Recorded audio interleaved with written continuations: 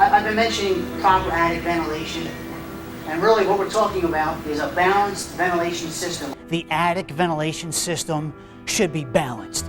And very simply, by balanced, all we mean 50% of the air should be incoming at the eave, intake.